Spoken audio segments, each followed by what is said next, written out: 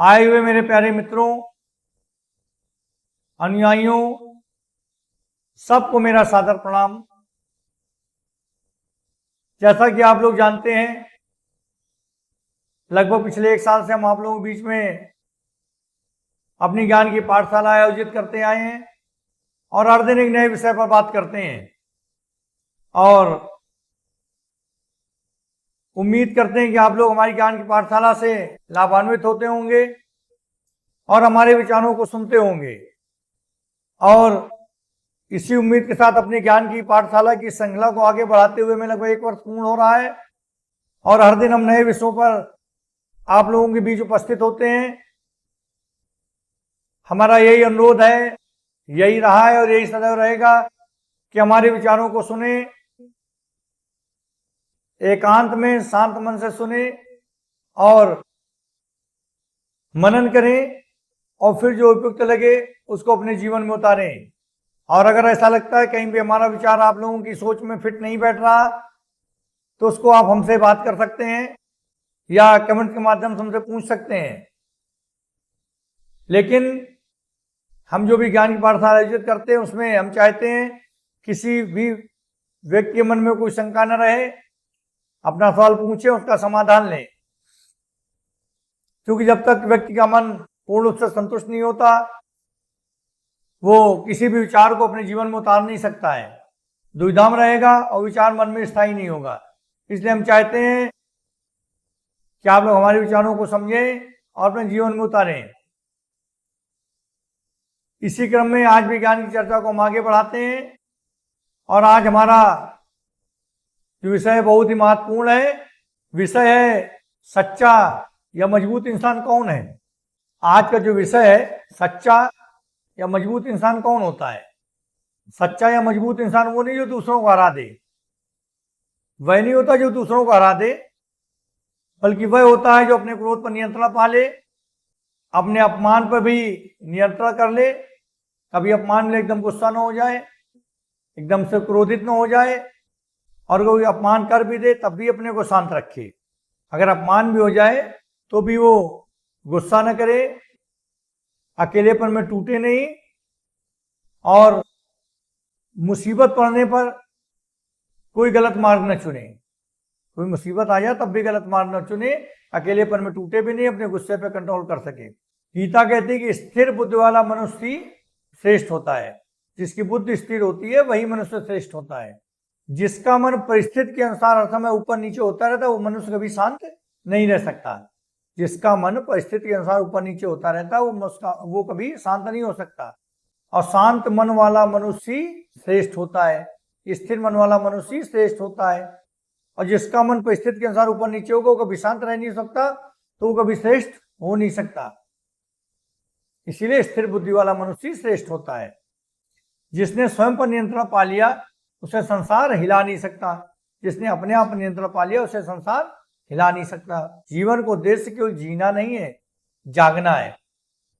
बहुत से लोग पूरे जीवन केवल सोते रहते हैं, मतलब जीवन को उद्देश्य केवल जीना नहीं बल्कि जागना है। बहुत से लोग पूरी जिंदगी केवल समय बिताते हैं, जैसे सुबह उठेंगे, काम करेंगे, दिनचर्या काम निपटाएंगे, जीवन यापन के लिए कुछ काम करेंगे, शाम को आके सो जाएंगे और इसके बाद चले जाएंगे। बहुत ही कम लोग होते हैं जो जीवन को समझ पाते हैं और सही से जी पाते हैं। बहुत से कम लोग होते हैं जीवन को समझ पाते हैं और सही से जी पाते हैं। गीता कहती है मनुष्य केवल शरीर नहीं है, उसके भीतर चेतना है जो सत्य खोज रही है। मनुष्य केवल एक शरीर नहीं है, उसके भीतर चेतना है जो सत्य खोज रही है। और जब तक इंसान केवल संसार में उलझा रहेगा तब तक उसे शांति नहीं मिलेगी। भाई मनुष्य के अंदर चेतना है जो सत्य खोज रही है। जब तक मनुष्य संसार में उलझा रहेगा तब तक उसे शांति कैसे मिल सकती। जीवन का उद्देश्य केवल पैसा कमाना नहीं, लोगों को खुश करना नहीं, जीवन यापन करना नहीं, बल्कि जीवन का मुख्य उद्देश्य है तो स्वयं को जानना। जीवन का मुख्य उद्देश्य स्वयं को जानना है, ना कि पैसा कमाना, दूसरों को खुश करना, दूसरों की इच्छाएं पूरी करना। ये नहीं, स्वयं को जानना मूल उद्देश्य है जीवन का। स्वयं को जानो। और जिसने स्वयं को जान लिया उसके मन में संसार का भय समाप्त हो जाता है। जिसने स्वयं को जान लिया उसके मन में संसार का भय समाप्त हो जाता है। इसलिए सबसे जरूरी स्वयं को जानना। अच्छे इंसान के साथ बुरा इसलिए नहीं होता क्योंकि ईश्वर अन्यायी है। ईश्वर अन्यायी नहीं है, बल्कि ईश्वर उसे और अधिक मजबूत बना रहे होते हैं, और अधिक गढ़ रहे होते हैं। ईश्वर उसे और अधिक मजबूत बना रहे होते हैं। दुख उसे जगा रहा होता है।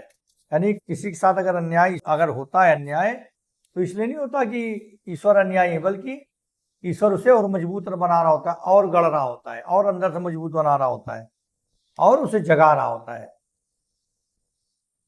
धोखा उसे सच्चाई दिखा रहा होता है। धोखा जो है उसे सच्चाई दिखा रहा होता है। अकेलापन उसे स्वयं से मिला रहा होता है। धोखा सच्चाई दिखा रहा होता है, अकेलापन स्वयं से मिला रहा होता है। और एक दिन वही इंसान जो भीतर से टूट रहा होता है वो शांत हो जाता है, इतना मजबूत हो जाता है कि संसार की कोई आंधी उसे हिला नहीं सकती। एक दिन इतना मजबूत हो जाता है, जो टूट रहा होता है वो इंसान एक दिन इतना मजबूत हो जाता है, भीतर से शांत हो जाता है, इतना मजबूत हो जाता है कि संसार कोई आंधी उसे तोड़ नहीं सकती। यही गीता का ज्ञान है कि शांति बाहर नहीं मिलेगी, न धन में, न पद में, न प्रतिष्ठा में, न पैसों में, न प्रसिद्धि में। हमें किसी में शांति नहीं मिलनी। शांति तब मिलती है जब तुम्हारा मन शांत होता है। इसीलिए मन को मित्र बनाओ, शत्रु नहीं। मन को अपना मित्र बनाओ, शत्रु नहीं। क्योंकि शांति तुम्हें तभी मिलेगी जब मन तुम्हारा शांत होगा। पद, प्रतिष्ठा, रुपए, प्रगति इसमें नहीं मिलेगी। जब मन शांत होगा तभी शांति मिलेगी। शांति अंदर से आती, बाहर से नहीं आती। शांति मन के अंदर से आती है। इसीलिए मन को मित्र बनाओ, तभी तुम्हें शांति मिलेगी, शत्रु बना के नहीं मिलेगी। यदि जीवन तुम्हें तोड़ रहा है तो घबराना नहीं। यदि जीवन तुम्हें तोड़ रहा है तो घबराना नहीं। जो कई बार ईश्वर पहले इंसान को खाली करते हैं, यानी अकेला करते हैं। कई बार ईश्वर इंसान को खाली करते हैं, अकेला करते हैं, फिर उसे उससे भी अधिक मजबूत बनाते हैं। इसलिए अगर जीवन टूट रहा हो तो घबराना नहीं। याद रखो, जो इंसान दुख में भी सही मार्ग पर चलता है, दुख और परेशानी भी अगर व्यक्ति सही मार्ग पर चलता है, तो ईश्वर देर से ही सही, परंतु जीवन उसे सबसे गहरा ज्ञान देता है। जो इंसान दुख में भी सही मार्ग पर चलता है, देर से ही सही, लेकिन जीवन उसे सबसे गहरा ज्ञान देता है, जो दुख में भी सही मार्ग पर चलता है। यदि इस ज्ञान ने तुम्हारी चर्चा बदली है, जो लोग हमारे श्रोतागण हैं, यदि इस ज्ञान से उन लोगों की सोच बदली है, जीवन में कुछ नजरिया जीवन का बदला है, तो इस सोच को अन्य लोगों तक जरूर पहुंचाएं। क्योंकि बहुत से लोग अपने कम ज्ञान की वजह से संसार में परेशान है।